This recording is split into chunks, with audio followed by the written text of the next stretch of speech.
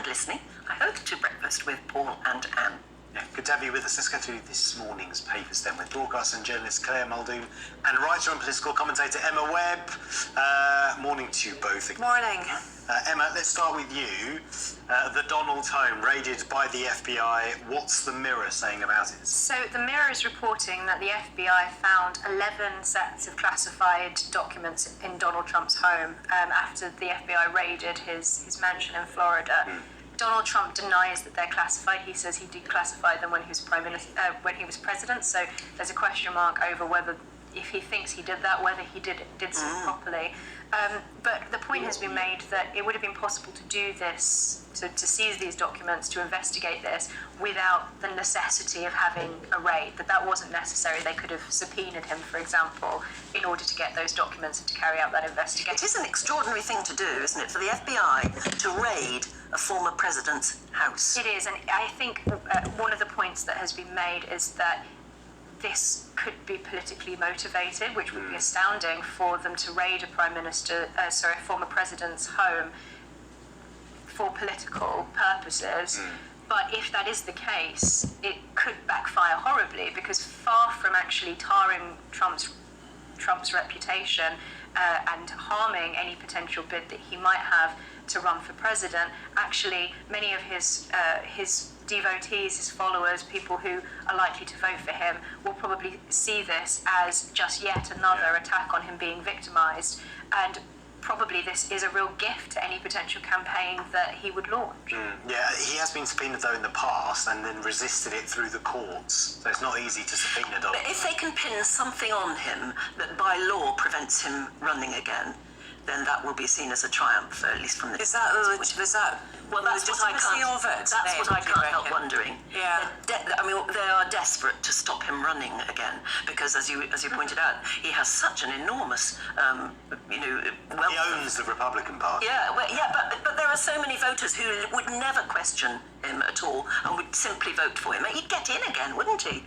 I think there's almost no doubt. I don't think, I agree. So I just can't help wondering if they can find something in his home that legally prevents him doing so. You wonder where the evidence was for the FBI to actually go and raid Mar-a-Lago. Where did this come from? Where is the legitimacy in all of this? And it's incredible as well that they actually, they raided Melania's bedroom, they went into Donald Trump's private safes. This is an extraordinary move.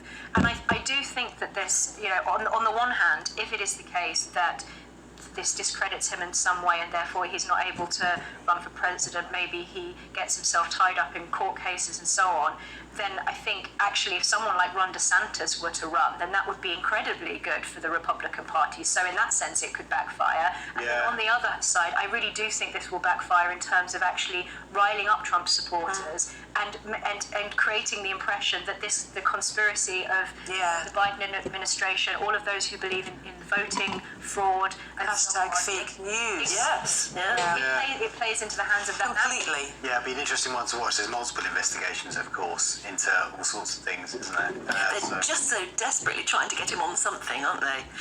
And it did look desperate, but certainly if they found something concrete there, it'll be very interesting to know. Claire, it's A-level results day this week for your son. It is indeed. Which is relevant to the story you picked. It is. So the COVID generation, given the fact that this late A-level cohort have never sat a formal examination because they were GCSE 2 years ago, so they've never sat one until now. Is that your son? Yes. So he didn't sit a GCSE? No, and my daughter last year didn't sit her A-levels. Oh my goodness. Yeah, no, difficult. No, it's not. Don't feel too sorry for them. They've got the life of Riley and is living at a party city elite uni. Yeah, but you normally GCSE is a good way to kind of bed yourself in with exams. So they say. Yeah, but how are they going to get into university? Well, I think this is all fake news, to be honest with you. Every single paper has got something in it, and we've not heard the fallout from the SQA results, which were on Tuesday of this week. So we don't know anything about the universities in Scotland, what's happened there. However, 1 week before the English results, the English and Welsh results, we've got 60,000 face missing first choice university places. one thing to say about that, they should have worked harder. I was going to say, there must be always Exactly. a certain body of students who don't get their first Exactly. So why COVID generation to miss out on top university places should have worked harder. Some don't even get their second place. Well, could be dodging a bullet as well. Exactly. Gosh, yes. One of the studies degrees. You know, and there's so many. That was one of the terrible things, I think, from Tony Blair. There's lots to say that I don't agree with the Blair administration, but certainly I don't agree that every single person should, or indeed everyone has a right to, but I don't think anyone should be made to follow the tertiary education path, and we should not also be measuring the goodness or the quality of a degree from 6 months down the line of someone's earning capacity. Because we need the arts, we need the humanities, we need things to, to grow, to develop, to as much as we need the scientists, and as much as we need the vocational degrees, more than ever now, I would say, in terms of medicine. No, what we really need is more apprenticeships, midwives. really good, meaningful apprenticeships. And you know what, ironically, Tony Blair's son, Ewan Blair, is now a multi-millionaire made from apprenticeship schemes because he's really bought into it, and it is a really useful thing, and it's a really good thing for kids to do, but you still need to get the grades. So I'm sorry guys, you should have worked harder. Ooh, it's harsh. And on that note. Yeah. Emma, Afghan hotels. Yes. This is the cost of hosting Afghan refugees in hotels. 1 million a day, according to the Daily Express. 1 million a day on hotels to house Afghans. That's here in this country. Yes, so according to this story, in February the government was found to be putting 4.7 million towards housing asylum seekers overall, more than 1 million of that going on housing Afghan migrants in particular.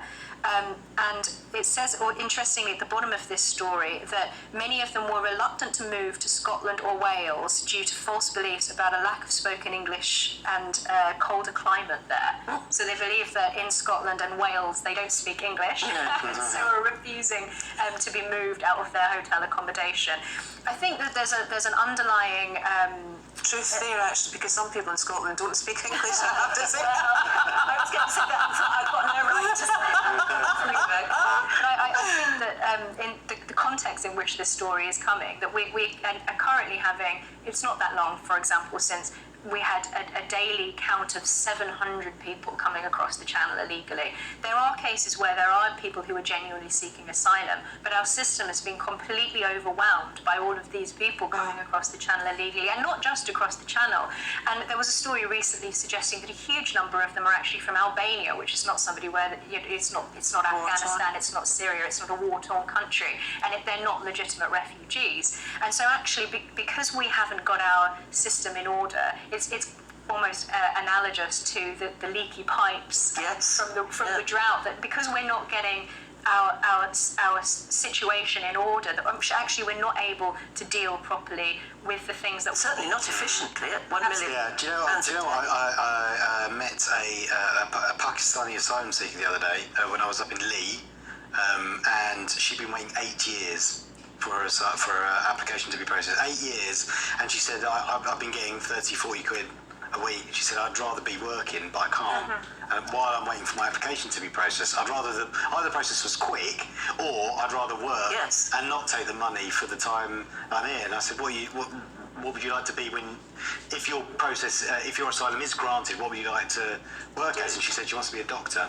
Oh, for heaven's sake, and we need doctors. The people that are being housed in these hotels, are they seeking naturalisation? Are they seeking British citizenship, or are they under asylum seekers? Because there's so many more, I would say, that go through the system without being housed or without being anything, who are actually here illegally and almost evaporate out into the ether. Yes. Yeah, and it's because our system seems to be so inefficient that we're allowing that to happen, and we're not dealing with people who probably have a genuine case to stay, and it's costing us £1 million a day. Extraordinary amount of money that is being spent on while we're hearing daily about the cost of living crisis, that people can't get access to dentists, the universal healthcare is a universal lack of healthcare in many cases, and the benefits that are given to people who are applying applying for asylum are more than many people around the country have access to themselves.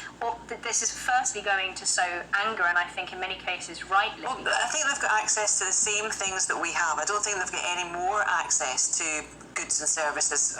They won't have goods, but the services definitely. Recently about a proposal to essentially create a village for a lot of these asylum applicants, and to provide them with an NHS dentist and so on. I hate this more othering. than the people in that local area would have had access to.